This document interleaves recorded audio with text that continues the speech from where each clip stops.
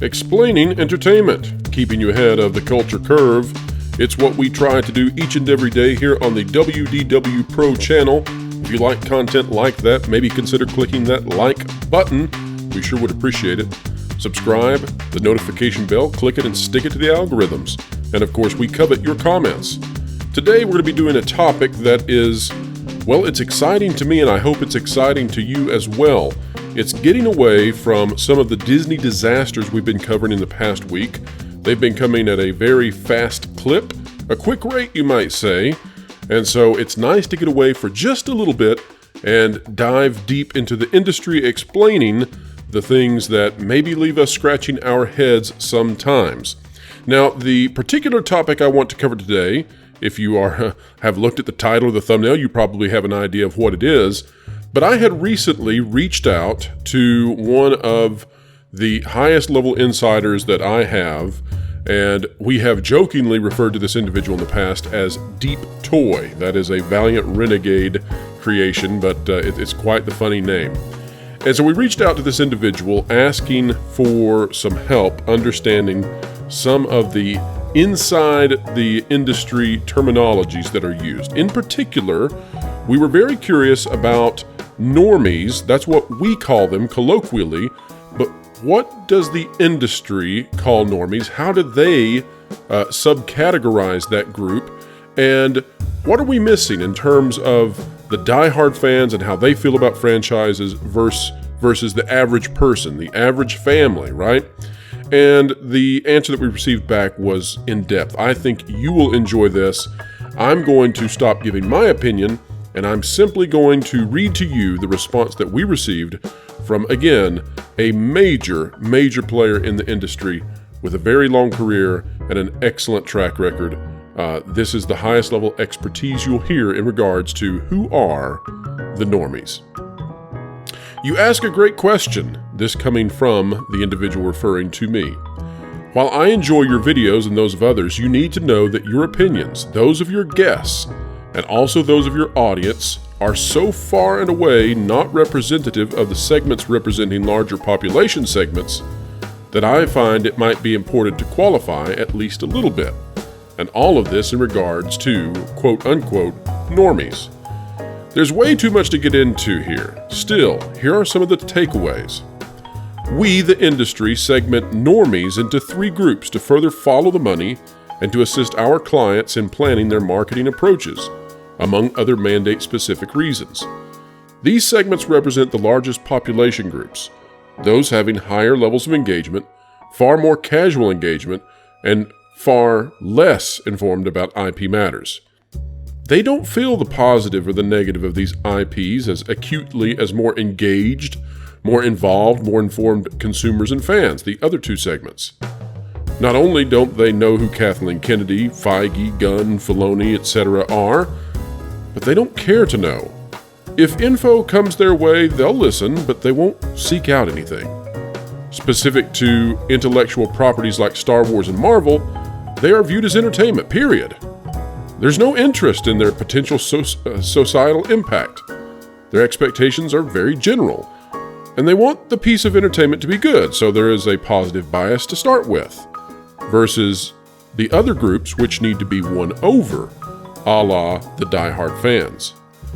Remember, if you're in a restaurant, look around. Many of the people around you don't understand that Batman isn't an Avenger, and most of the others wonder why he's not.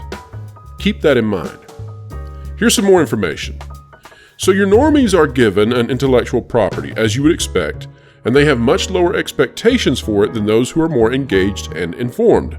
Further, they tend to like more easily, versus the other segments, where we frankly go into impossible to phrase territory, and are forgiving with respect to an entertainment's flaws as long as they are entertained, or they had fun, or they were provided positive emotions from the experience. What the other segments refer to as canon breaches or inconsistencies are often overlooked by quote-unquote normies because it's the overall impression of the entertainment that will carry the day if it's positive. These are the furthest things from nitpickers. I do want to pause there. I think that is the psychological difference between normies, as we call them often in this channel and other channels, and the huge fans. There's a psychological difference, and that's the key to it, right?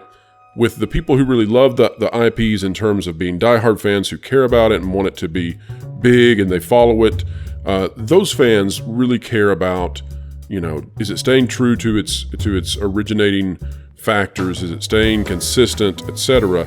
Whereas the casuals, the normies, they just want to have a good time. And if they had a good time, then that's good enough. I think that's a key point made here. Let's continue on with what was sent. A movie, to be considered good, has a much steeper hill to climb than streaming, because a normie will lump together the whole experience and its cost, from babysitter to parking to the restaurant. The reason for this is the key latent yardstick of, should I wait for streaming? If you wait for streaming, you don't pay for parking, snacks are cheaper, etc. Your normies don't have the outrage that those in the segments with heavier engagement have when things are bad. But on the other hand, when positive, their opinions are often only mildly positive, even when they have no stated complaints. When present, their negative opinions are not overly emotional as negative brand interactions accumulate. They just eventually walk away, but don't have the bitterness baggage of the other segments. Again, folks, that's key to pay attention to. People who are casual about any topic, they don't have the highs or the lows, right? It's more into the middle. In the week after a movie they feel is average, they can remember 3 things, and this fades into a blur with time, with one scene at best staying with them for top-of-mind memory recall upon conversation prompt. Normies' opinions usually are stated as general emotions, often subtle. They don't talk like movie reviewers and don't tend to break down entertainment into its components, like sound or directing, the score, acting, unless in the presence of a true standout. Short sentences. Younger show more emotion. The key exception is Star Wars, which is an intellectual property with very heavy patina, and the emotions of these 3 mass segments, while still not as strong as those of the more engaged fans, are similar. Star Wars, remember. Composited. That's not right. They're getting Star Wars wrong. I hope they get better. That wasn't Star Wars. Poor Luke. I guess you can go home again. You and many others, talking about me and others in this orbit, use the word normie. And with what you just read, you might be led to conclude that this segment, which we further subdivide, remember, is full of simpletons. But that is very wrong, and everybody should remember this. Doctors, lawyers, pilots, and all the way down to cashiers and custodians and others, all the people at your local grocery store, all the people in your restaurant, everybody is a normie with respect to most things in their day-to-day lives, with what we term engagement being reserved for select fields and parts of life. Let's stop there. That is a huge point that we all need to remember. 95% of the content that we engage with, we too are normies. When I go to the grocery store and I select bananas, I just don't care very much.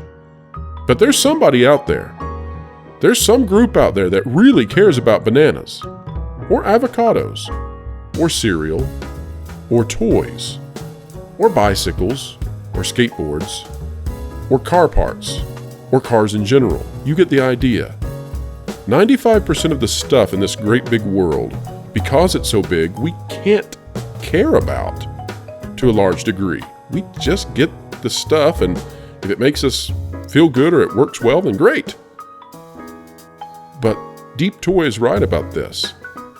For the vast majority of the stuff we consume, we're all normies.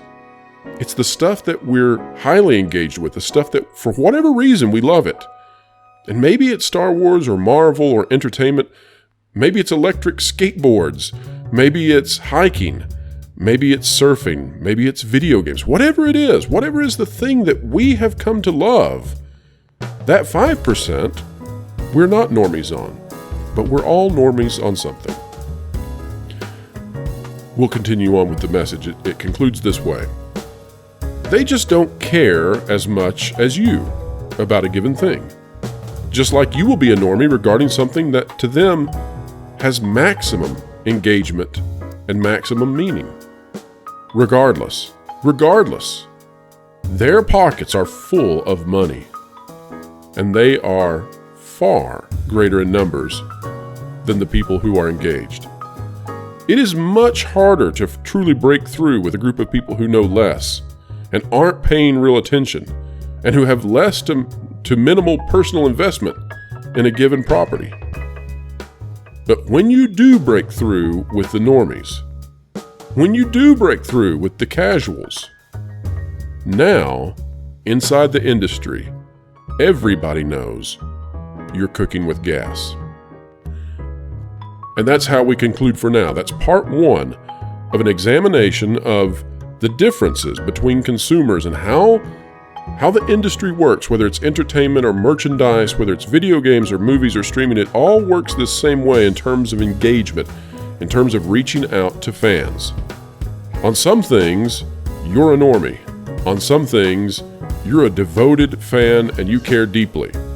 Whatever the case may be, recognize that these companies are trying to get not only the people who are very excited about their product to love it, because they'll love it more than the casuals, but they're also trying to get the casuals because they're far greater in number and they have a ton of money to give. If only the company can turn their product into a zeitgeist, into a phenomenon, into a fantastic, trending piece of entertainment. If you like this kind of content, make sure to click the like button, share, and subscribe. Click the notification bell and stick it to the algorithms. We do covet your comments, so drop one down below. Don't forget, we're on the Renegade Online show. That's Sunday, 6 p.m. to 8 p.m. Eastern Time. You do not want to miss that. And also, the Pro Show, a brand new live show, starts this Thursday, 5 to 7 p.m., and every Thursday thereafter, right here on the WDW Pro channel. We're going to have a ton of guests. It's going to be a lot of fun. You do not want to miss that. Folks, wherever you are, whatever you're doing, whether you be a casual, whether you be a normie, or whether you be a fanatical fan, loving all the things you do, keep learning, keep growing, and of course, keep having fun.